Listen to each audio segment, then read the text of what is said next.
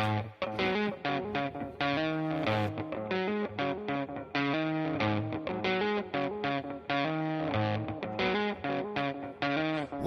to the Dirty Sports Podcast.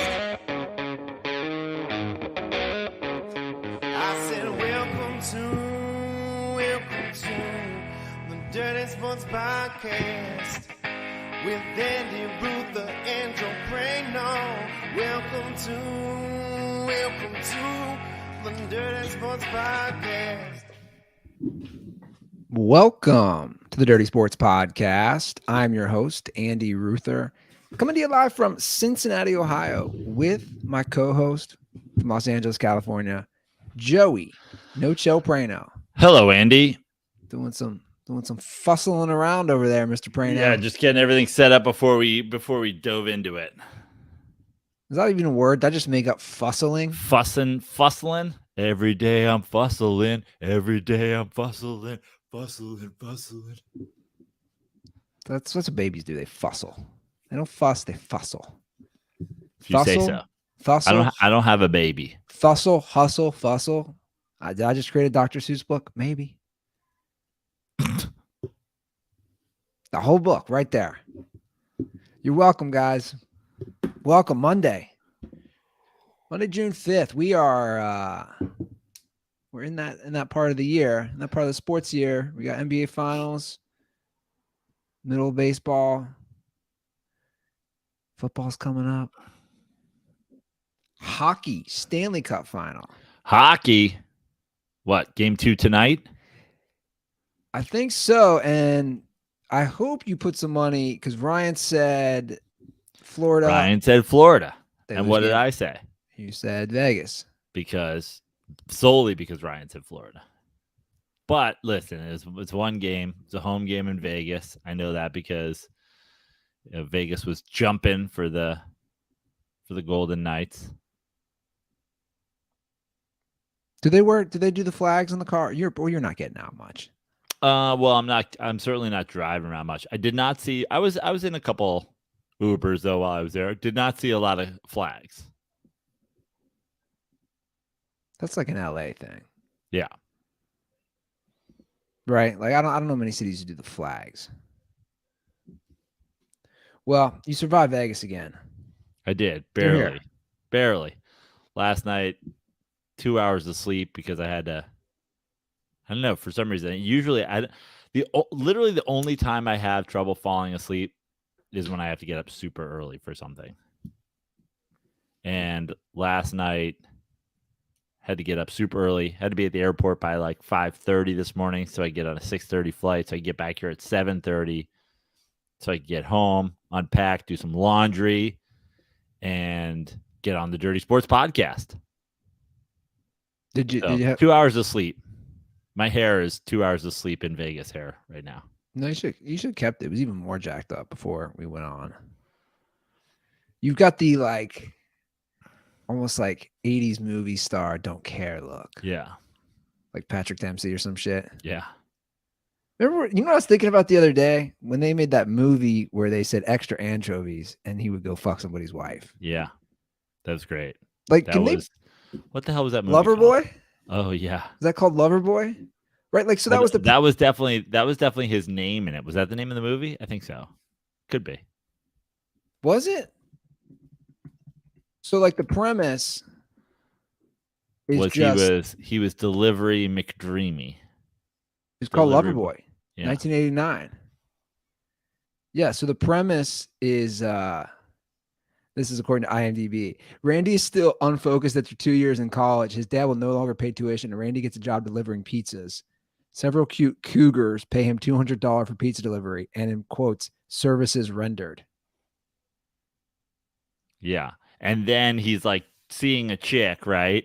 And then she finds out that he's been hooking around. If you had made me guess the premise, I would have gotten everything right, but I would have been like he was trying to pay for prom or something like that. But apparently college. They should remake this. Andy, there's nothing funny about sex work anymore. It's a very serious topic. Well, I still think they should remake it. I don't know who would be cast. I also don't really fully understand if like he decided to do that. I have to rewatch this. Like, did he decide to do this, or was that part of the gig when you got the pizza job? No, I think if I recall, it's like somebody who was like there was like a guy who was doing it or something and was like, oh, you should, like he almost like took over for somebody. So that's what happened. I think. Well, I think we have to watch the trailer because this is what I like doing now on the show. It's like watching old movie trailers because they're so like we're not that long ago, but it's still I find them so hilarious. Like this. Yeah, and this one we won't get canceled for. Like we're pretty much. I think we've been canceled since we played the Soul Man trailer. Yeah. So we can't get recanceled. So this was 1989 is when this movie Little TriStar Pictures. Yeah, that doesn't exist anymore. Can't wait to hear the song. Randy Boda delivers pizza. And Dick. Senior pizza. Senior pizza. It's about time. At least that's what his Kirstie boss Alley. thinks. Hey, Bolton, you are really quite the popular guy, aren't you?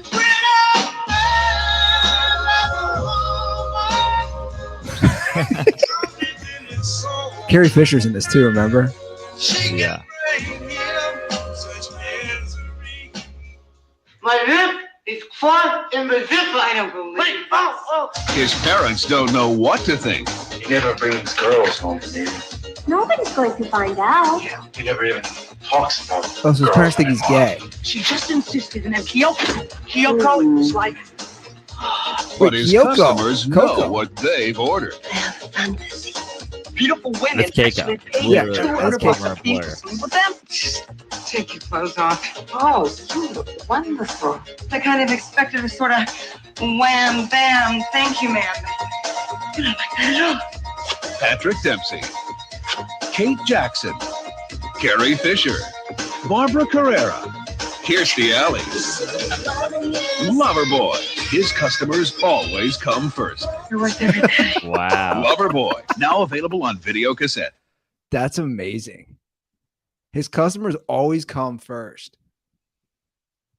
You know what's crazy? Not to like bring up something a little depressing. Now Kirstie Alley and Carrie Fisher are both dead. Dead. The Like- Loverboy curse. It's like the Ruther curse. Is there anybody that got fucked by Patrick Dempsey while eating a pizza that is still alive? Keiko. This is like, Wait, do we This is- know Keiko's still alive? this is like the this is going to be on a new episode of Triple E's conspiracy podcast. Why are they killing off everybody that Patrick Dempsey fucked? They all knew too much. You're making a lot of Sam Tripoli references lately. Oh, just it's the only conspiracy podcast I know. I bet there's a lot of those out there. Oh, I'm sure there is. Yeah, like I add that to the list, Dirtballs. Loverboy. Like add it to the 80s list. Although that wouldn't be a cancelable one. It doesn't sound like. Although wait, the scene of the dad being like, he never brings girls home. Gay. Yeah. Like, dude, that was such an 80s thing. Like, I haven't seen him with a girl. Gay. Like, wait, what? Maybe he just doesn't have a girlfriend. Yeah. I didn't have a girlfriend until I was like 33. Like, if I was an 80s movie character, they'd be like, gay. I love that you impregnated your second girlfriend. It's wild. I mean, she wasn't like a second. I mean, she was like fourth or fifth, maybe. So you're saying just like I just got right to it. I mean, you got right to it in 40 years. Hey, A lot of people out there have impregnated their second girlfriend. It just doesn't usually happen when they're 40. yeah, they're 20. I know. It is weird. I was thinking about that the other day. I'm like, wow, I'm in a different spot than I was a couple years ago. No, like a year ago. It's crazy being in charge of a human. That's something I'm learning. Like, I'll have moments I'm like, whoa, this is insane. Like, I'm in charge of this thing. I better not fuck up. She's still alive, guys. That's knock on wood. Jeez, yeah. I mean, why are we even saying it like that? I don't know. You know, my mind goes in those spots sometimes. Like when you're a parent, that's literally your one job. I know it sounds crazy, but if you dumb it down to like the primal instinct of all humans, animals, whatever, it's like your one job is to try to keep that thing alive. Like I had that discussion the other day. If there was a choice between my girlfriend and Isla, I mean, 100% Isla. And she said, I do the same. Like you're dead. Well, I mean, it's also just, way longer. You're saving somebody that's way longer to go, Yeah. It's like Isla's an up-and-coming prospect. If you had to trade, if you were the Portland Trailblazers right now and you had to trade either the 3 pick or Damian Lillard, you're probably trading Damian Lillard, I just read an article about them today. Like I didn't realize how many times Phil Knight and this other guy have tried to buy. Like they're not technically for sale, and they just but they just keep making offers. They just keep making offer to. So Paul Allen, who passed away in 2018, right, owned the Seahawks and the Blazers, and all his money was in a trust. He was one of those people who pledged to give most of his wealth to charity, which I guess complicates all this. So his sister just keeps me like, I'm not budging. She's the executor of the trust. So, but the price just keeps going up. And Phil Knight like desperately wants it. And he's 85. Right. And his thing is like, he's from Portland and his concern, like, I guess that's his legacy. He's like, I want them, because I'm going to die. I want them to stay in Portland, which is weird. It's like, well, then how do you know they're going to stay if you die? Like, right. That's important for me in the city. Well, I mean, if essentially I would think that they would stay in Portland if he dies, because then they'd essentially be a Nike brand basketball team. They'd be linked to the company that's also up there. True. So I don't know, but I think they're like you're saying, they're at a big crossroads here with that number 3 pick in Lillard. And have they ever made a Western Conference Finals with him? I think they made one. I want to say they made one. I could be wrong, but I think they did make one. I wonder if more teams watching how the Heat are doing this are going to maybe try to follow that blueprint. Now, it's a tough blueprint because you have all these undrafted guys, and that's kind of something you never see before. Yeah, but and I don't even know what would the blueprint be. When you say the Pat blueprint, Riley and Eric Spoelstra. Yeah, just have a great exec who has the ability to like hire. Like, I mean, one of Pat Riley's like, great achievements has not just been in obviously coaching, but like Spoelstra was the video guy. Well, I'm glad you brought that up. And then you've got, I mean, these undrafted guys. Pat Riley. It's not like Pat Riley is going out watching all these guys. He didn't go to UCSB, like he obviously is great at hiring talent evaluators and whatever. So it's like the building, every time I talk about this, it gives, it like puts a terrible pain behind my eyeball where it's just like all the Knicks had to do was give him fucking $50 million and 5% of the team. And that could have been your squad. I probably have multiple championships at this point. I probably would have gotten LeBron James in New York. I probably would have gotten fucking all these things. But instead, one of the worst run organizations in basketball was like, nah, we're good. We'll just hire your assistant coach and have him drive to games in his Honda Civic. Did he really drive to games in the Honda Civic? We've talked about it so many times. I know, but I didn't know if you were just making jokes. No, there was he drove basically, they chartered flights. He drove to the airport. You've pulled this up on the show before. Have I? His car got blown over. His like Honda Civic got blown over by a jet. We're talking about Jeff Van Gundy, by the way. Yeah, by a jet at Westchester Airport.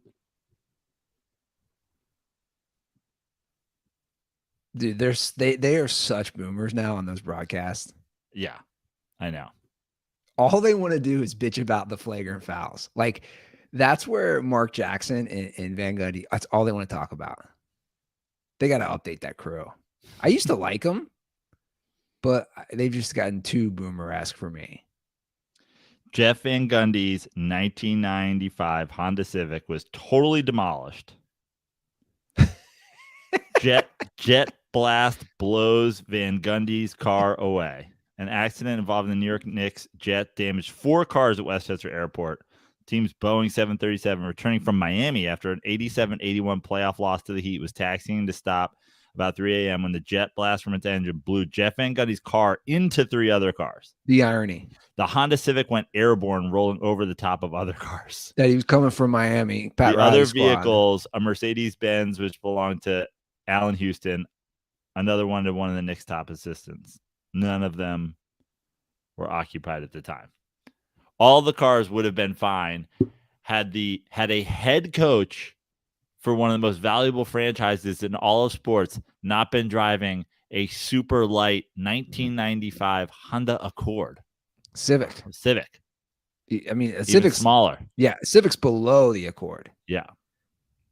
So that would be like I got that Corolla hatchback, which is basically a Civic. So the thought of me being the head coach of the Knicks and keeping my car is absolutely hysterical. Why was he driving a Civic? Because he's Jeff Van Gundy. He was like, when was I supposed to get a new car? I don't even sleep. And they're like, what are you doing? He's like staring at video of Alonzo Mourning all day and just thinking, if I'm running every single thing Pat Riley played and we're playing Pat Riley, he's going to know. Yeah, he's going to know, Jeff. Well, that coaching job that Spoelstra did yesterday, game 2. I mean, look, I was reading a lot about it this morning. I mean, it's straight up coaching. They go into game 2. They get handled pretty well in game 1 by the Nuggets. So in game 2, Spoelstra says, we're going to let Jokic score a shit ton of points, but we can't have him facilitate. We can't have him. I'm not sure that was true. That's true. Okay. Well, in the press conference, he said that's not true, but it seems. So the thing with the lack of assists, and this is, I think there's his story, the media story, and in between is the truth. But I think the fact of the matter is, guys were not hitting their shots yesterday. I mean, he set up a bunch of guys, and they were missing Michael Porter was what, 1 for 6 from 3 or 1 for 7 from 3, something like that. They just didn't shoot that well. And I think so there's a bunch of statistics about his scoring and their record when I have them right now. Okay, great. Because I pulled them because I thought they were interesting. So here's the stats. During the regular season, Denver went 3-7 when Jokic had fewer than 6 assists. He had 4 yesterday, I believe. And he had 5 turnovers. So he had more turnovers than assists. Right. The Nuggets during this playoff run are 0-3 when he scores 40 or more. And they're 13-1 when he scores fewer than 40. But this is, again, so the way this is being sort of, I don't know, the narrative people are creating are when Jokic is scoring more, the Nuggets aren't winning. When the truth of the matter is, I think, when the Nuggets aren't hitting their shots, the Nuggets are losing. But Jokic is so good that he's like, fuck it. If none of you guys are going to hit your shots, I guess I have to try to go for 40. And so I think there's certainly a combination of the two things here, but it's more like, when we talk about the NFL and the players, it's not like the games where guys throw for 500 yards are blowout wins, right? Because if you were blowing out a team, you're not fucking throwing the ball the whole game. Yeah. I think it's a 2-part thing here, but I think if you look at Jokic's game, and even if you look at it yesterday, he's a guy who wants to facilitate. Yeah. He's always facilitating. He's always looking for things. And so when he's taking 28 shots, to me, that's him being like, well, these guys are fucking cold. and now I have to put the team on my back. And I think Jokic could, certainly be that guy and win a ton of games. But just like we talk about with everybody, people talk about, I put up that Michael Jordan getting swept thing, and everybody's like, he fucking scored 63 against the Celtics, you fucking loser. I'm like, maybe you should have passed. Maybe you should have fucking passed the ball. Like, scoring 63 points, probably not the model for winning. But, obviously, Spoelstra kind of, I don't know, dunked on a little bit the reporter who asked that question. And I think maybe he's trying to, hedge his bets in terms of like, hey, listen, we don't have to just, I don't necessarily want to go all in and be like, yeah, we're trying to make him a scorer, because, he's playing a little bit of chess here. But also I think he's being honest when he says there's so much that they can do. And to me, if you look at what the Heat did yesterday versus what the Nuggets did, I believe 3 Heat guys with 20 points. I think it was like 23, 21, and 21. And then like somebody scored 18 or something like that. If you look at the Nuggets, Jokic with 40, whatever, and Murray was 17. 18. But yeah, 18. The scoring was really spread out amongst the Heat. You had 21, 21, 23, Strus with 14, Duncan Robinson with 10, all in the fourth quarter. Right. So Kyle Lowry with 9. So it's like you definitely had it spread out better. And they hit their shots, man. 17 threes. Yeah.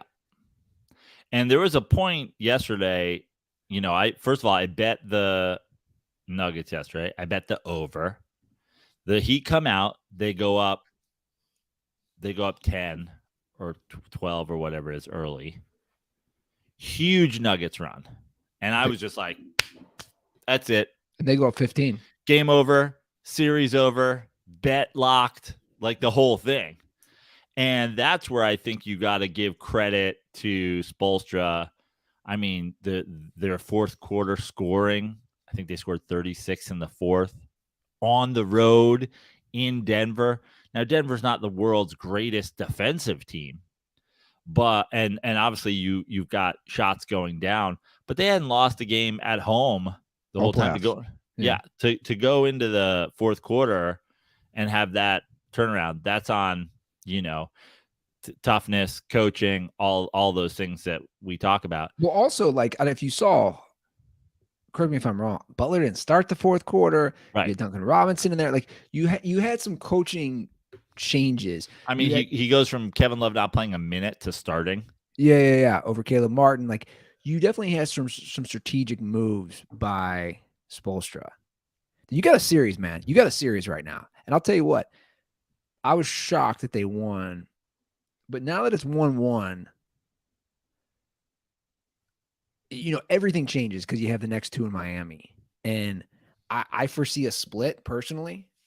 And then you're at 2-2. Like here's the thing. The longer this series goes on, I firmly believe it benefits the Heat in every way. Well, of course. I mean, I don't think this... But even the game 7 in Denver, like here's the thing that nobody's talking about enough. Like, experience matters, man. The Heat have been here. Eric Spoelstra's been here a lot. They've been to the finals. I know it was the bubble. It was different, but a lot of these guys were there on that finals team. Well, what's crazy about it so far is like what I said about Denver versus basically every single team that they've played up to and including Miami is that they're deeper. Yeah. And what I mean by that is, I mean, they're still the Nuggets, I think, played 8 guys. I think they're in a pretty strict 8-man rotation at this point. But when you look at that, it's 8 guys who throughout these playoffs have all been very productive. And so when you say they're deeper, it's like, well, they're not going 10 deep. And the Heat are going 10 deep. But if you're counting on your 8 guys being productive, and then guys, if you have multiple guys just have bad shooting games, when you're not playing 6, 7 guys on your bench, You can't just like go, oh, let's put this guy in and see what the fuck you can do. You're at a pretty consistent 8-man rotation for the whole playoffs. If a couple guys come out and not hitting their shots, it's tough. Listen, I think that they're just a better team. I think that they're just more talented. Obviously, we have a coaching advantage on the Heat. I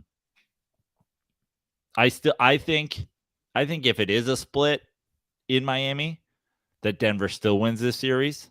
But obviously, you're going to Miami. You have a momentum here. If Miami can somehow win both games, wow. But like you said, even if they split, making it a best of 3, Miami will take that all day. Yeah. No, for sure. And I mean, even in a game like this where Butler didn't play well. Now he had a pretty nice fourth quarter. I think he had like 8 in the fourth quarter and he hit some shots. But that's what's like that's what's so unpredictable about this Miami team is Butler hasn't had a good series. Definitely not for his standard, how he's played in the playoffs. And they're, they're 1-1. He still gives defensive effort. Yeah. He still draws attention on offense. He still has a big shot in him. No, for sure. He's still facilitating. I mean, he like the way he draws attention when he goes to the basket, especially when he's going baseline to the basket, he's getting guys easy shots. He's getting the drive and kick outs. And when those guys are hitting their shots, it's like that's like where we were talking about with LeBron.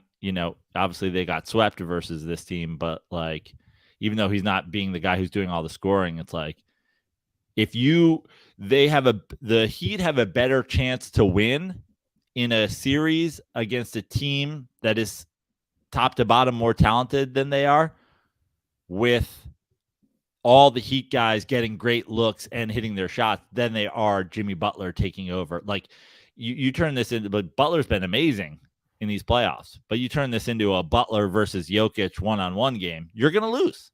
Yeah. No, for sure. I was shocked how that game played out. I was shocked. I listen, and I shouldn't be, because the Heat keep doing this. They keep doing this. When the Heat came out early and went up, I was like, okay, well, this is a game of runs. Like whatever, this will be a 4-point game at the half. Whatever.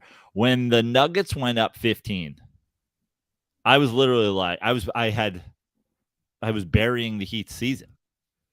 I was like, well, that's that. And you could be like, well, it still just would have been 2 games at home. It's like, yeah, but not if you're losing double-digit games to start the series. Yeah, no, I agree. But again, it's like they just keep doing it, man. They just they're never. But also, listen, the game came down. There's a 3-pointer at the end off the front of the rim. That's like, I think. By the way, I don't like that. Can we? I want to talk about that for a minute. I don't like. Personally, not calling a timeout. I don't like not calling a timeout, setting up a play. Hey, you got Murray, you got Jokic, you got multiple options. Porter can shoot. I think, and I agree with you. But I guess the only devil's advocate I could say is, if you take a timeout, you're probably running a Murray Jokic 2-man game anyway, right? This way, they don't give the better coach a chance to talk to their guys and be like, okay, we know they're going to go to 2-man game. This is what we're going to do. This is how we're going to, you're going to switch. You're going to do this. We're going to run at this guy. Make sure that you don't leave this guy open in the corner, blah, blah, blah, blah, blah, blah, blah. When you have a great coach on the other side, it's like, do I want to call a timeout and give him the fucking chance for it? It's like, think about how, like, again, I know we're going cross sport here, but think about how good Andy Reid is after a bye week. Like, yeah, if when a team plays the Chiefs in the Super Bowl, I think they'd probably be like, hey, we'll play next week. We're cool. Can we just move it up a week? We'll play next week. Why do we need a 2-week break? So that would be the only devil's advocate. But at the same time, it's like, listen, you're the better team. You have 2 great offensive players. What they do in response to Jokic and Murray in a 2-man game, like, really shouldn't matter, provided you have, like, a timeout and you say, listen, this is what we're going to do, but also we're going to have this as the backup plan. If they come at us like this, we're going to do this. But I understand it because in a way it kind of says Mike Malone's going, I don't really want him to have a chance to fucking pull out the whiteboard. Yeah, or I just don't have a good enough play. Yeah. Well, or essentially the play is what we ended up running anyway. Murray out on the perimeter, Jokic coming over. I mean, it was and a setting decent screen. look. It was pretty hotly but it wasn't contested. off. It wasn't off the action that they ran. Like they ran the Jokic Murray action, and then that kind of fell apart. And then he still dribbled around and came back to the same spot and got a look.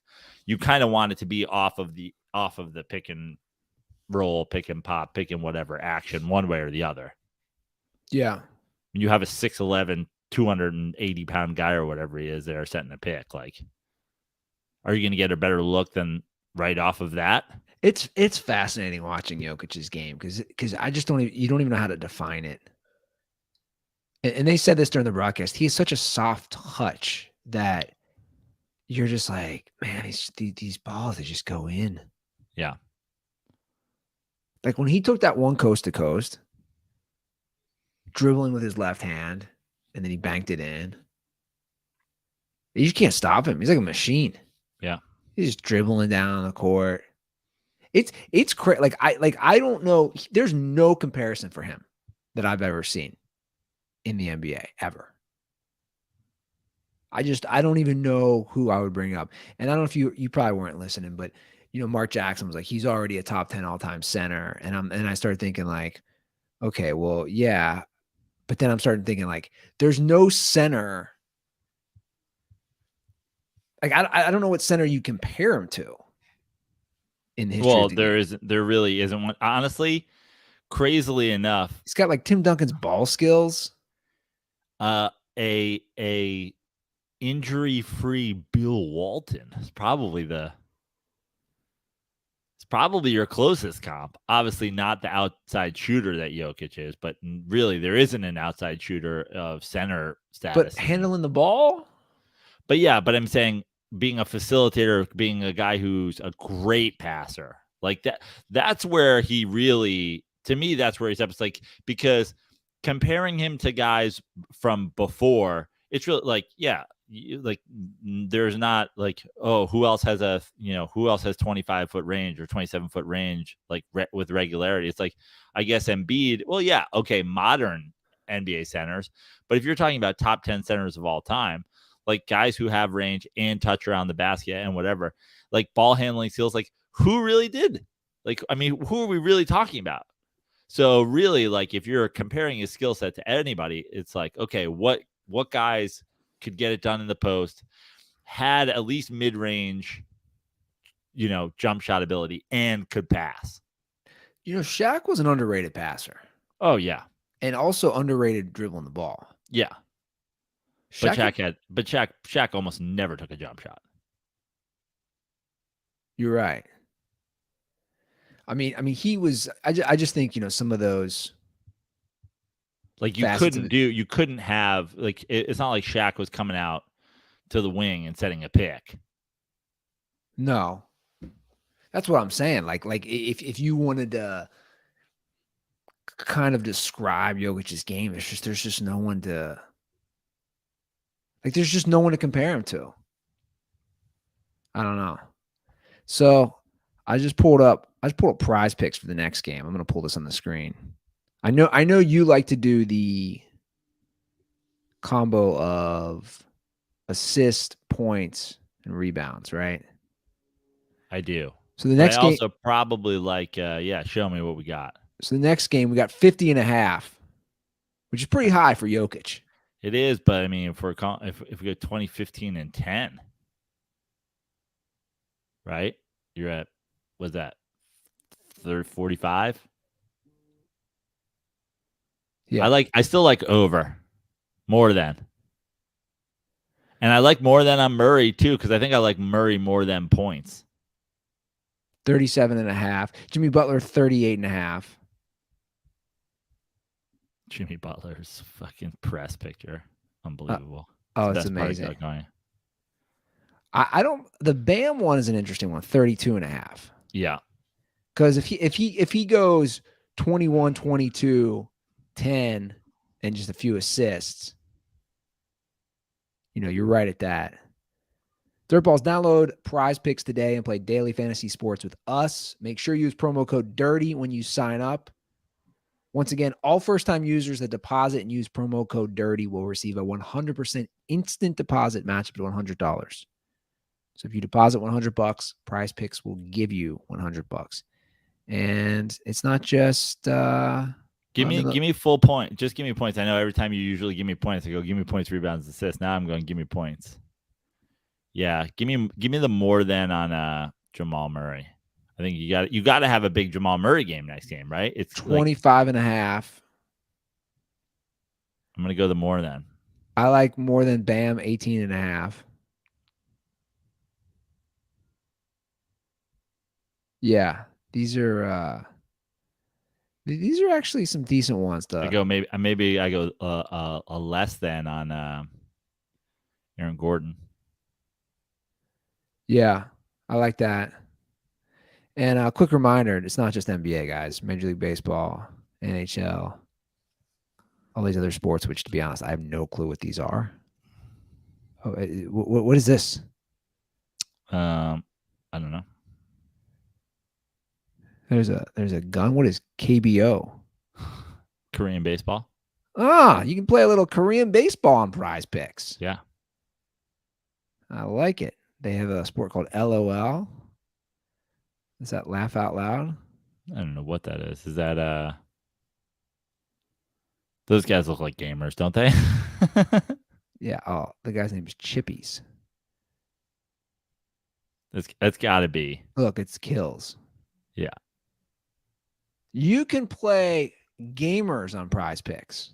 Yeah. Interesting. You can do more than, less than, esports or whatever. No, these guys don't look like gamers at all.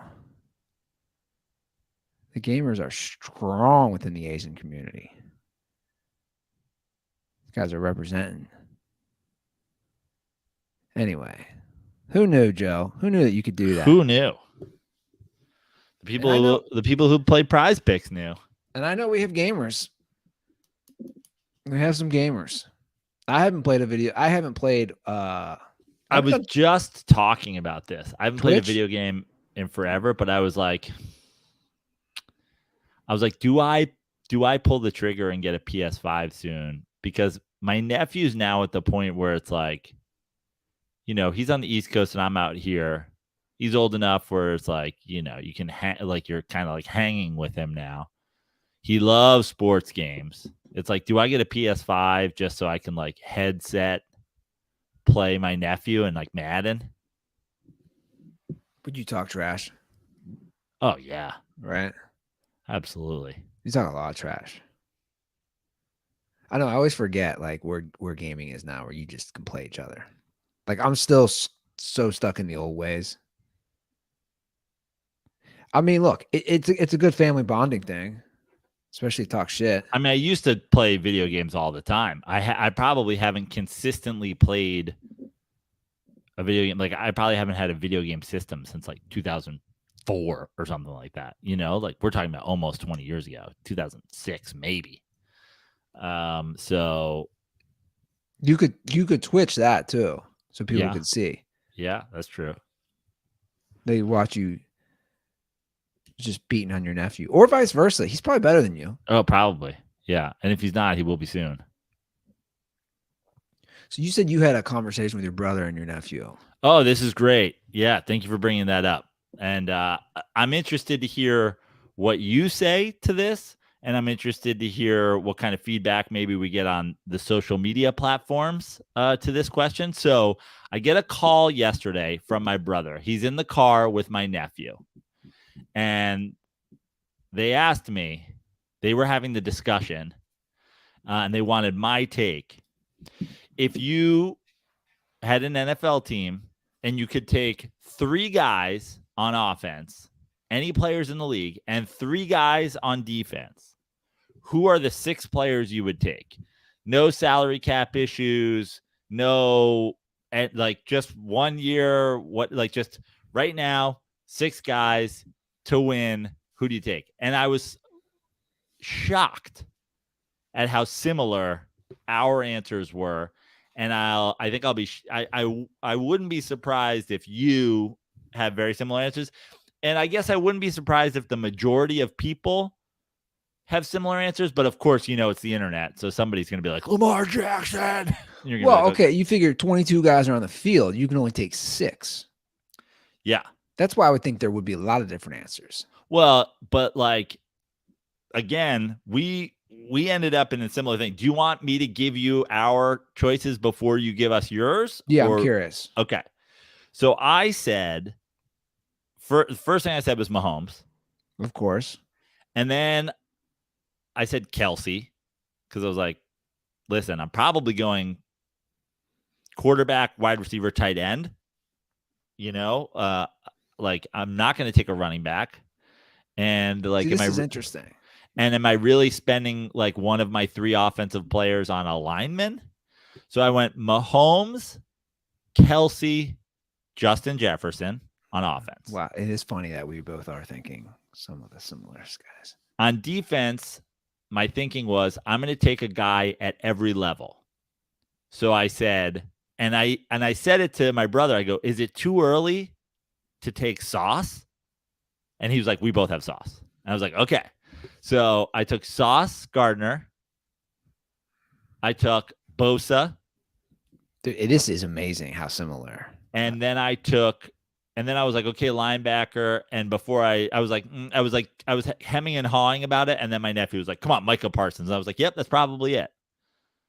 So I went Mahomes, Kelsey, Jefferson, Nick Bosa, Parsons, Sauce. My brother went Mahomes, Kittle, Jefferson, Bosa, Sauce, Minka Fitzpatrick. My brother also played defensive back, so he's doubled up on his safety and corner. My nephew went Mahomes, Jefferson, Mark Andrews, Bosa, Micah Parsons, and Sauce. So literally my nephew and I, 5 out of the 6. My brother and I, 4 out of the 6. He went Kittle and Minka. I went Kelsey and Parsons. Okay, so I'll just spitball what I was thinking in my head when we did this. I'm thinking you gotta obviously have Mahomes, and I was thinking obviously you have to have a receiver, and I was leaning towards Jefferson as well. The third, I was like, and I'll be honest, I was debating like, do I just get a stud O lineman, Right. like that rock to protect the quarterback? Now but like, I guess if you do that, is there one guy that you're just like, that's the dude? Well, like that's a good question. Absolute, like the absolute no-brainer. That's the guy. I don't know, because I don't know enough. I don't know. I'm not as knowledgeable enough, right, when it comes to like those guys, right? Because it's a different position. So, like, you would think, okay, like if I said you can take any O lineman, who are you taking? I don't know. That's what I'm saying. Like, I'd have to do a dive. Yeah, but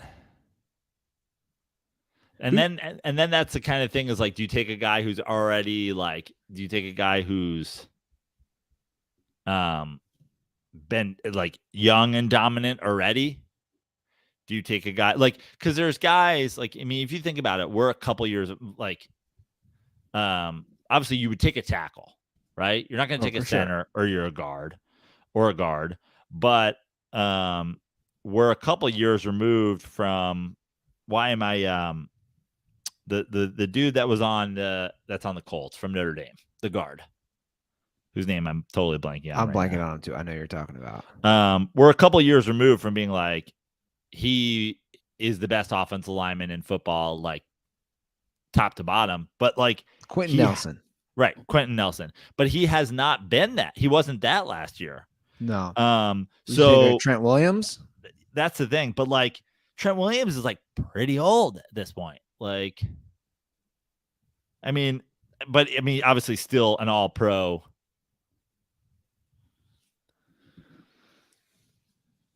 Still an all-pro tackle, Okay, here's what I'm doing. but he's 35. I'm saying Patrick Mahomes. I was already gonna go with Justin Jefferson.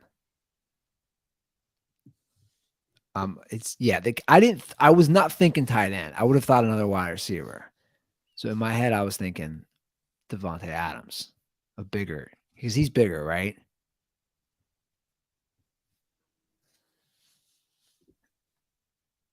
Although that Kelsey security blanket. Well, I mean, I hate to steal that, but I would use Kelsey now instead, which would be similar. Now, I was shocked that my brother and my nephew both had other non-Kelsey tight ends. Yeah, you both went Mahomes, but you went like I'm sure. By the way, Kittle would probably be Kelsey if he was on the Chiefs, and Kelsey would probably be Kittle if he was on the Niners in terms of production.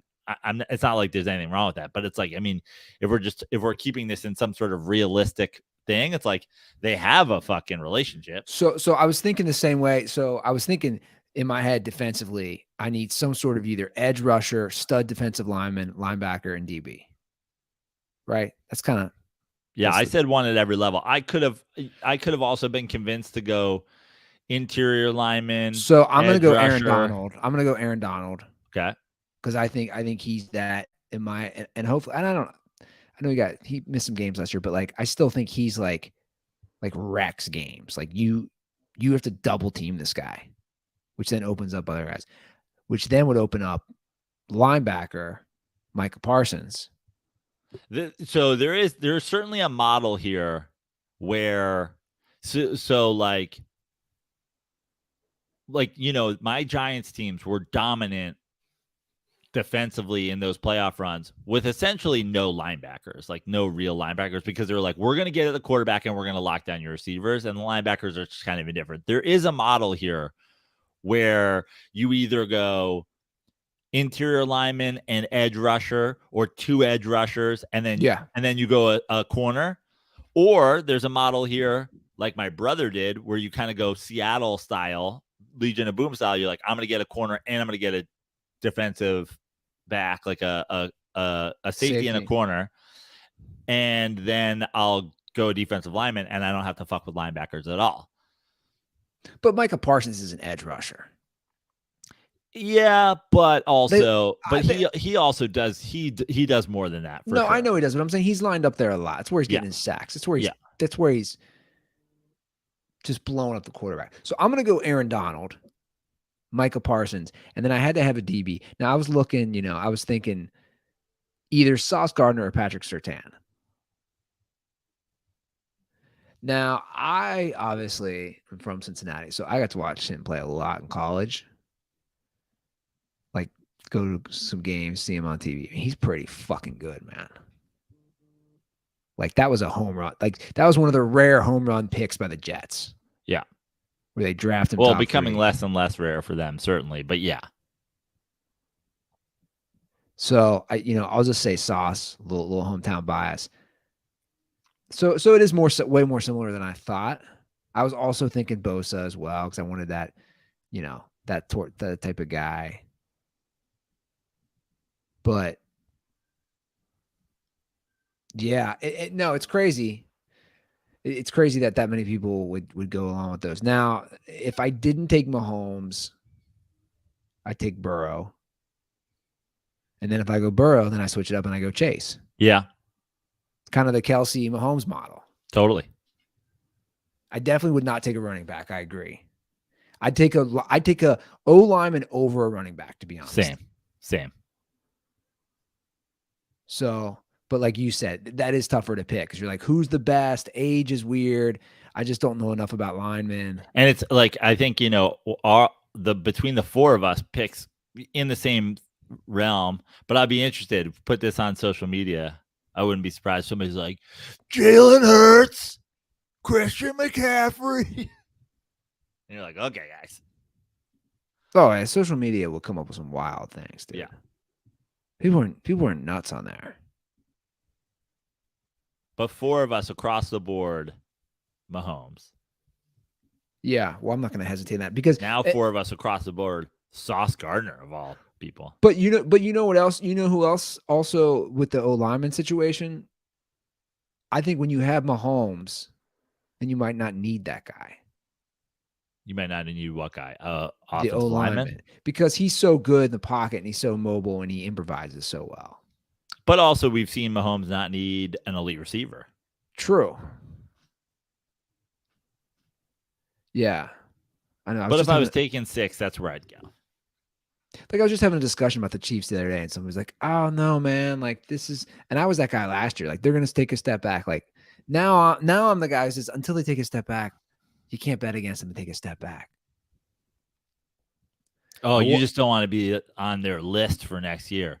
And Andy Ruther didn't believe because he's a jabroni. I forgot about that. And I heard on the Dirty Sports podcast that Joe Praino's nephew chose Mark Andrews because he's a fucking jabroni. And you're like, all right, he's 11. Can you take it easy on him? So I was reading, courtesy of a dirtball, who sent me the article, which has been kind of sitting there for a few weeks, separating fact from fiction over how the NFL salary cap works. And it's pretty interesting. And it's funny because it says a lot of things you and I have already said about how much just the cash matters. But the like what they're guaranteed. But what's important is, the cap matters, but to basically dumb it down, the cap, guys, is just accounting. The article is basically saying, if you have a good team of accountants, and that's what these NFL teams have now, it's no different than your own accountant, right? If you have an accountant, it's like, how can we move money here, move it there? This will save you on taxes here. All those things that accountants do, that's basically what the cap is for the NFL. And this whole notion of, what they make versus actually the cash flow, because that's a thing, right? Like we've discussed that. Right. That was, and that's the thing about the Deshaun Watson. All that is guaranteed. Right. All that's guaranteed. And teams that are smart, that can play the cap for a couple years on the beginning of like a big contract, like a Jalen Hurts, versus teams that take hard cap hits right away. Yeah. But also, I've seen things about this, and this article, this is from Andrew Brand, but who used to be an exec, and it's like talking about the idea of a player contract taking a percentage of the cap. Right. He doesn't think it'd be workable. All the Bengals fans think that's what's going to happen with Burrow. Right. And I don't know why you would. I mean, I understand why you would from a self-serving standpoint that way, but it also that seems like it's anti like what the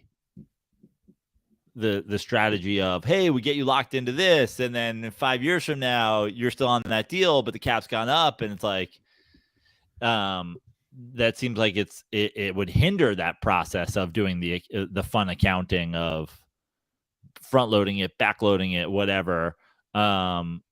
So I don't know. That seems like when everybody was talking about the Joe Burrow is going to take a hometown discount or whatever, that seems like that is the opposite, right? You would think. Or you're saying, hey, my number is going to keep going up, but this is a percentage of the cap that everybody's comfortable with, and then still makes it possible for me to still makes it possible for you guys to fill out a roster, but then my money keeps going up. But again, when we talk about the Patrick Mahomes deal, it's like now it's so much more reasonable than it was. Well, that's what this article mentioned 4 years ago. The Mahomes deal is like, it's a good deal now. It's a great deal. Right. But at the same time, we were like, holy shit, so much money. But also, like the article is saying, the big thing is, can we rework the cap, not the cash? Like, again, this comes down to basic accounting. So they use Tom Brady as an example. He did several cap restructures. Right. Everybody's always like, he's taking less money. but he really wasn't, guys. That's the thing. Right. He was it's just moving the money from this account to this account, however they do it. I don't think he was really taking that much less money. It's just a cap restructure. And I'm sure the Chiefs are doing that with Mahomes as well. Yeah. It's I don't know. But like, basically the gist is like, get you some good accountants if you're an NFL team. Yeah. Who know how to finagle this. But what's weird is that, like, you would think now you don't even have to be a good accountant because somebody else is doing the blueprint for you. You just follow the leader. Oh, there are teams that know what they're doing and they do it like this. So why don't we just do it like that? But not everybody is doing that.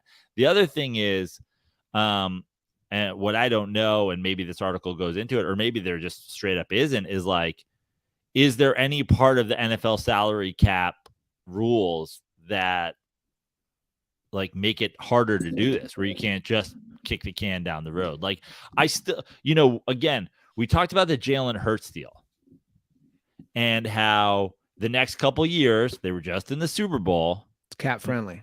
It's cap friendly, but like at some point you have to pay that money, right? So then if your deal is cap friendly now, doesn't that mean it has to be cap unfriendly later? Correct. Now, obviously the cap can go up and your money stays the same, so it gets less and less unfriendly as the cap goes up. But at some point you have to give him that. At some point, if you kick the can down the road, whether you like it or not, no matter what the cap is, Jalen Hurts makes $60 million some year. Yeah, I don't know. It's like the Rams are an interesting case, right? Because they had all those contracts, which now they're getting rid of some of those guys. But they also... But then you eat dead cap when you move on, and you do all that, and that's why they're in cap hell. Yeah, they also won a Super Bowl, went to 2. Right. Which to me is worth it. I don't know. It's... What is interesting is they said many NFL teams have multiple people working on this. Right. Which shows there is a difference. There's no way the Cincinnati Bengals have multiple people. There's just no way. They're too cheap. Right.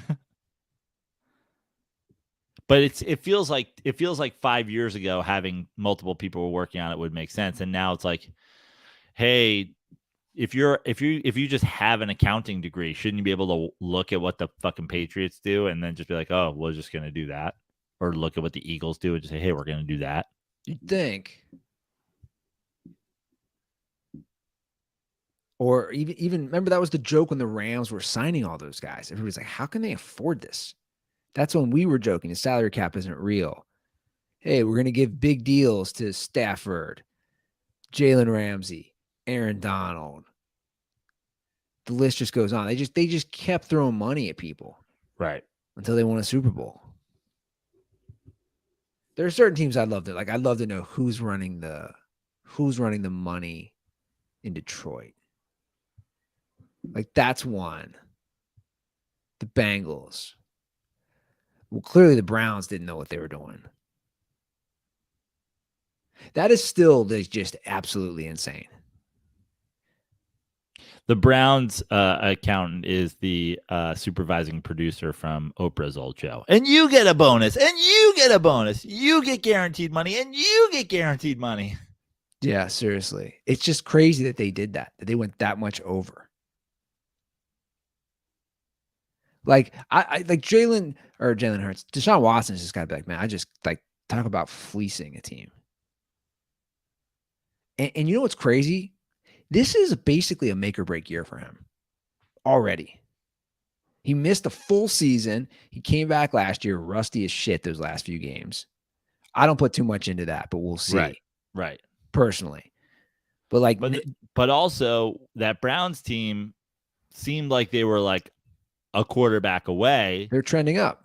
And then last year, obviously he's not himself. But they also seem like they took a step back for the rest of the roster as well. Yeah. I mean, they had Jacoby Brissett last year, right? They did. You had the running backs last year, though. What's that? You had your running backs. You had your Yeah, defense. but I'm saying like the idea was we have Jacoby Brishkoli. We're still like contending for this division when Deshaun Watson comes back and what happened, and it's like they were out of it already. True, they were out of it already. They finished last. Yeah, they did. And two of the teams in your division made the playoffs. One of them was the third one, the Steelers, was a borderline. It was right there. You guys were the only team that didn't really like. I'm a you guys now, huh? What's that? I'm a you guys with the Bengals. Yeah. Bandy Andy until, and you're also you guys with the Seahawks and the Patriots and the Rams. You're such a jackass. The Seahawks, the Patriots, and the Rams.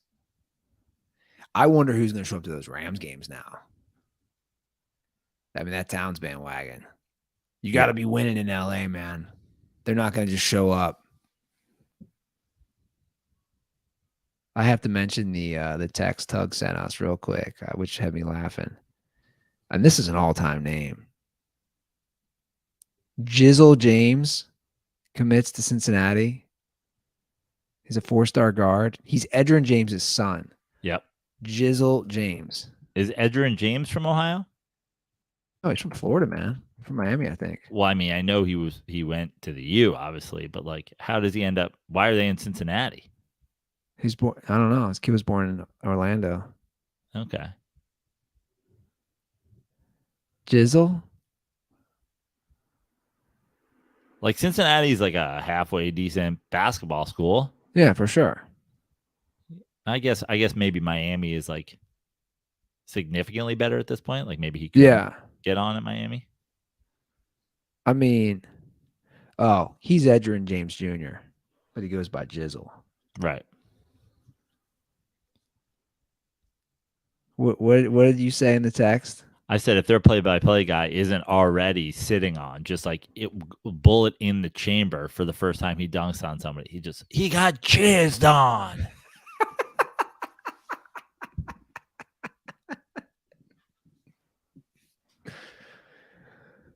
Oh man. I hope they say that, and they won't. That's hilarious. Did you see this thing on the What do you mean they won't? We just watched the trailer where it was like his customers always come first. Yeah, I wish they would do that. Can you imagine Mike Breen saying that? I think he uses bang too much. I'm gonna say it. Oh wow. What a terrible hot take. Is that a terrible take? I was thinking about that last night. McDreamy with the pizza. Bang! I was thinking that last night. I was like, dude, you're using bang a lot. Honestly, I want Mike. I don't care if Mike Breen triples the amount of bangs he's doing, provided it means that fucking Mark Jackson and Jeff Van Gundy, who have absolutely jumped the shark as announcers, aren't talking anymore. I don't. I think ESPN's going to they'll make a change here in the next year or two. Well, I saw a report, Jeff Van Gundy, or like the Mavericks are pursuing Jeff Van Gundy as a assistant to Jason Kidd. And I'm like, why in the world would Jeff Van Gundy ever leave broadcasting to be an assistant to Jason Kidd in Dallas? Unless, of course, like you just said, ESPN's potentially like dropping him no matter what. Or Mark Cuban offered him a new Honda Civic. Yeah. Yeah. He's like, listen, Jeff, I'm going to go ahead and spring for the Accord. You know how Jordan wanted that Porsche in Air? Air. They're gonna dangle him a fucking Honda Accord. Yeah. That tell you about my dad's Honda Accord? Mark Cuban's like, before you say no, leather seats. He's like, fuck, how do I turn this down? Sunroof. Did I tell you about my dad's Honda Accord? So we had my dad's his pride and joy, the car he always drove, even when he got other cars. He loved that 2003 Honda Accord. Direct quote: when I die, save money on my coffin. Bury me in the Accord. Bury my ass in that Accord. Just dig like straight up said that. You know what the difference between me and every Ruther brother is? I'd have been like, bet. I'm like, we're putting Dad in the ground in that fucking Accord. I'd have got Johnny Depp style, like, get a fucking backhoe. We're putting that car in the ground. I know, right? So it was sitting forever at my parents' house. And we just didn't know what to do with it, blah, blah, blah. Anyway, long story short, my brother, bought my parents' house and redid everything. The neighbor, we love this. It's basically the neighbor, the direct next door neighbor, bought it for his daughter for her first car. So Walt's Honda Accord, which had always sat in the driveway, is just one driveway over. So like I was at my brother's yesterday and I just laugh when I pull up. I'm like, fucking Dad's car. It's just like one driveway over. There's definitely a good fucking comedy script in that too. The teenage girl who lives next door driving the haunted Accord. Your dad just like still parenting from the beyond. Little late to be going to Taco Bell drive-through, don't you think? I'd head home if I were you. It's like, who said that? I wonder if she got the that was one of those like riding shotgun with the ghost of Walt. Riding shotgun Walt. That's like one of those 6-disc changers. Yeah. Like, my dad had like the same 6 CDs. I don't think she did, but she should have got those too. Like, yeah. Whatever Walt had the mix, like the Beach Boys to like Chuck Berry or whatever shit he would listen to. I wonder what she thinks about that. The poor girl. She's rolling in. They're like, that's Walt's car. It's like, why did he use old newspapers as floor mats? Oh, he took that up during the freezer bowl. He started doing that in the freezer bowl.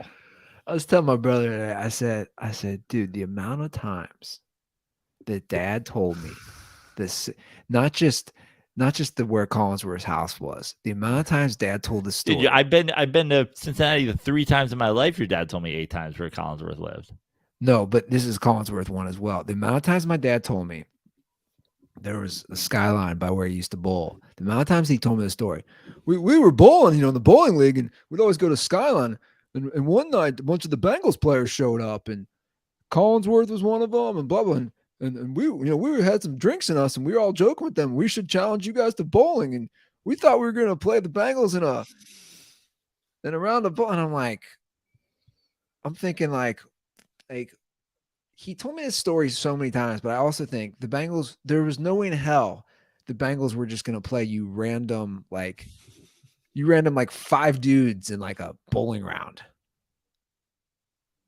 Also, actually, maybe you would if you told Collinsworth you knew some 16-year-old girls. Yeah, exactly. I got a 16-year-old girl who's got her eye on my Honda Accord. It's like, oh. I'll see you there. Yeah. So I didn't talk about this last week.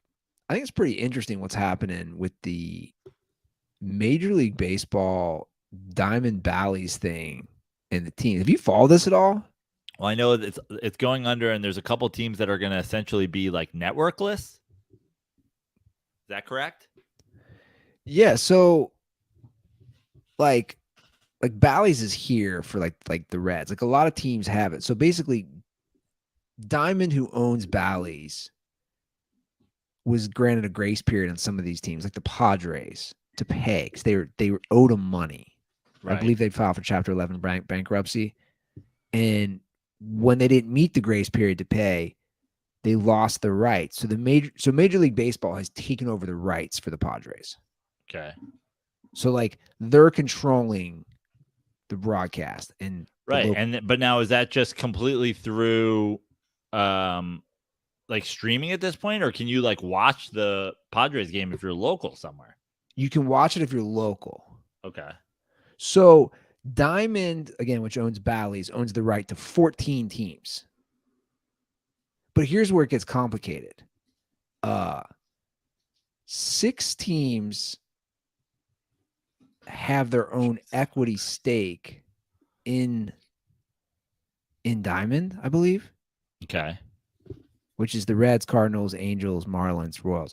So long story short, not to bore you guys with too much of this, baseball's still the future of streaming is all jacked up because of blackouts and all the stuff we bitch Right. about. The problem is teams like the Yankees and the Red Sox and some of these teams that have created their own streaming, they're never going to want to give up their piece of the pie Right. to make it so everybody could watch it, if that Right. makes sense. But like they're at that edge, like baseball's on. They're like David. Well, yeah, because those, you know, when we talk about all the issues with baseball and attendance and length games, whatever, it's like the money is in those regional sports networks. I mean, I bet you the Yankees make way more from Yes than they make from fucking selling hot dogs. So they charge $25 a month for Yes, the Yankees. Right. Boston in that market that charged 30. So that's what, $300 a year. So do the math. So if you wanted to do NESN in Boston, it's $330 a year. Yeah. I just signed up for NFL Sunday ticket, right? I pay way less than that. Now I already have YouTube TV, but look at that argument. Like I'm paying less to watch every single NFL game. Now, granted, there's only 17, but still, right. The point is I can watch any team throughout the year. But then also that's off air the whole. Besides Sunday, that's 6 days a week. It's just not even on. Yes, they're constantly running stuff and whatever. But yeah, I understand what you're saying. Do you see my point though? Like I have access to all the teams. Yeah. Because except for the local games, of course. But I could just watch those locally. Right. It's like baseball's kind of just completely fucked themselves on this. It's crazy. I don't understand the whole Bally's thing. And like, it's only a couple years old that you started seeing the Bally's thing. You would have been like, oh, this is a no-brainer. You're going to kill, like, this is going to make you guys a ton of money. Yeah. But obviously not, or else it wouldn't be fucking. I mean, they went bankrupt. Yeah. It's just like, I don't know. It's like, you know, we're in a new age with all this crap because obviously we talked about like cable's going to like become a thing of the past. It's all streaming, blah, blah, blah. You see YouTube TV again sponsoring the NBA finals, but YouTube TV basically is cable. Right. I don't really understand it. Like, why did HBO go to Max? What's the difference? I have no idea. Because it was just HBO Max. Now it's Max. Yeah. Rebranding. I don't know. Probably, I assume having something to do with like all these fucking like the strikes and shit like that. It's like, oh, well, why would we pay you like a network when we're not a network? We're a streamer. You know, Hulu's just streaming. Max is just streaming, maybe. I don't know. Yeah, it's all pretty complicated. I don't get it. Is it like Facebook's trying to say we're meta now? I can't stand when people call it meta, by the way. Well, meta is the whole thing. I know. Like meta is Facebook and Instagram and I know, but I hear a lot of people call it meta. Yeah. I'm like, it's Facebook. Like, don't try to sound cool. It's fucking well, Facebook. It's like, oh, Facebook owns Instagram. It's like, well, Meta owns Instagram now, technically, but yeah. Why don't we get to a call and we'll wrap this up. We'll keep it short today. 310-359-8365. That is our hotline. But before we get to calls, I just want to mention that I had a bomb Butcher Box meal, courtesy of our friends at Butcher Box over the weekend, because I got a new grill, Joe. I got a charcoal grill. Oh, I love that. Your last grill was electric? Well, I'm using it at my dad's house. Was charcoal, but okay. So you just bought a grill essentially. Well, yeah, I had a gift that I finally a Christmas gift. And what kind of grill are we working on? Well, I don't want to throw her under the bus. That's a whole other situation. Oh boy. Don't worry, she doesn't listen. It was a Amazon charcoal grill. Okay. I mean, we might be hitting that upgrade button very soon, but It was nice to grill out, is my point. Yeah. And, you know, I had some amazing ground beef sent from our friends at Butcher Box, which I like because it's delivered right to the front door. You don't even have to go anywhere, guys. Oh, dude, I'll tell you, man. The Butcher Box. The last time Butcher Box sent us some stuff, it seems like a very like manly thing, like, oh, get our meat, Tim Allen shit. But like just the other day, I mean, it was just 2 or 3 days ago, my girlfriend was like, we got to get more Butcher Box. I mean, remember all that meat shop? We just get a different dinner every night. It was so good. Yeah. I looked up a bunch of recipes, whatever meat it was. I just looked on the label and I looked up the recipes and we did. I was like, yeah. I'll have to reach out to our good friends at Butcher Box for promo code DIRTY. Well, I got a great deal right now. Butcher Box is giving all the listeners a special deal. Sign up today and use code DIRTY to receive ground beef for a year. Yeah, I read that correctly. For a year, plus $20 off your first order. That's 2 pounds of ground beef free in every box for a year, plus $20 off your first order when you sign up at butcherbox.com/dirty and use promo code DIRTY. So go ahead and do that. And let's get to some calls. Let's do it. 310-359-8365. That's our hotline. And we got one call today that we're going to play, and this is from CT. Praino, Ruther, CT, formerly from Seattle, lifelong Seattle Kraken fan. Andy, I like how you've now become basically like Will Ferrell doing Harry Carey when you're asking some interview questions to Ryan Clack. You're like, hey, do you think if you melted down the Stanley Cup, you could run a train on it? Heck, I think I could. I'm going to dress up as a conductor and walk around. What city do you think does the most cocaine? Heck, I've never done that, but I do enjoy a tall, cool Budweiser. Cubs win. Made me laugh quite a bit. But my real question is, 6 months from now, it's going to be the 1000th episode. What are we doing? What are the plans? Are we going down to Venice Beach? Going to break into the old Smut studio? Do a live podcast? 3-on-3 dirtball basketball tournament on Venice Beach? Dirtball open golf tournament? Let's go, guys. 1000's huge. Let's plan something. I need to get I need to get it on my calendar. I need to know where I'm going. CT out. Stay dirty. Yeah, I guess it would be December. Okay. So we're looking at a December 1000th episode. It feels like, and listen, it perhaps is unfair for me to say because you have a essentially infant daughter still. But it feels like a live 1000th in the LA area. But, I'm just sitting. This is where I live. Very easy for me. You're like, hey, can you have the daughter for a couple of days while I go fucking do a podcast with Praino? I like the idea of breaking into the old Smut studio. Yeah. I want to know how many people have lived there since I left. That's probably just the one squatter who moved in the day you moved out. I would set so October 2020, I left. I'd set the over under at 1.5. I would set the over under at 2.5. You go 2.5. Yeah. It's not even 3 full years. Okay. 1.5. Yeah. I'm going over. Yeah. Now, the Japanese guy who was really weird next door, I want to know if he's still there. I did come across some videos of when they were working on our bathrooms I could see in his apartment, which is pretty crazy. Like, I was posting videos of this guy's apartment. Social media, like on Instagram, I was posting that. It's wild.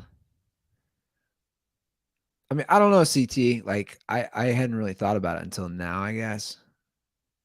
It seems like something should happen. It seems like it shouldn't just be us like this. Well, CT, why don't you do something? Come on. Can you call your friends at Enterprise? Can we do a 1000th episode driving across the entire country, starting in a Sprinter van? Yeah, starting in Los Angeles. Yeah.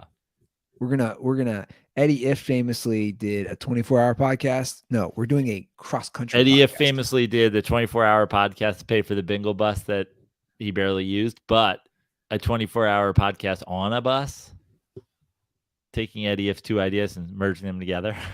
Does he still have the bingo bus? No. Who bought it? I don't know. He sold it to somebody, though.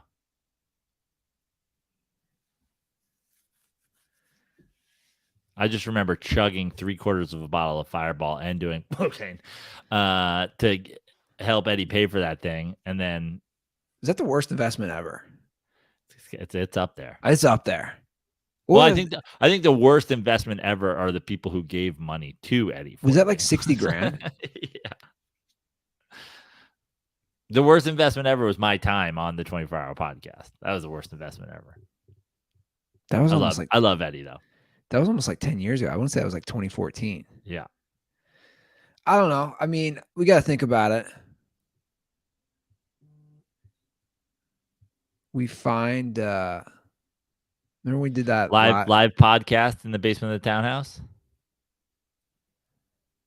Bring it back to the return to Venice Beach.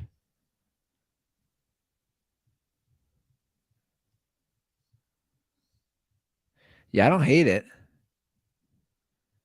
I scale the wall by the pool. Light a fire next to the garage. Yeah, I was finding those. Throw a rock through the pizza place window. Burn down Takoya. I wonder if that pizza place is still there. I wonder. I haven't been over there in a minute. There's been a lot of changes to that area, that's for sure. Like since I left? Oh yeah. Larry's is gone. It's like a fancy like tiki bar restaurant. What? Yeah. Danny's has been replaced by something that's apparently pretty hip too. But Danny's had already been replaced. Danny's had already been closed. Well, Danny's became what? Something else. And then that closed. Larry's is gone. Larry's is gone. And became like a hip, fancy, like tiki vibe place where I went and had a couple tiki drinks and they were like way too expensive. The food was pretty good, but it was like that was an old Andy Ruther first date for Tinder. Yeah. What else is gone? I don't know. I haven't been over there in the last Takoya Organic is still there, right? I would assume so. My favorite spot. Despite Andy's efforts, that Takoya Organica is just a staple these days around California. No, see, here's the thing. I got them to change their menu to burritos. Sure. I'm convinced on that. I know, and I'm convinced the first time I ever went there, they had burritos. They didn't have burritos till I caused a stink. I'm like, you're a Mexican joint. You better have some burritos. What about that good little burrito spot right there on Windward Avenue that opened later? They had like the pineapple in the burritos.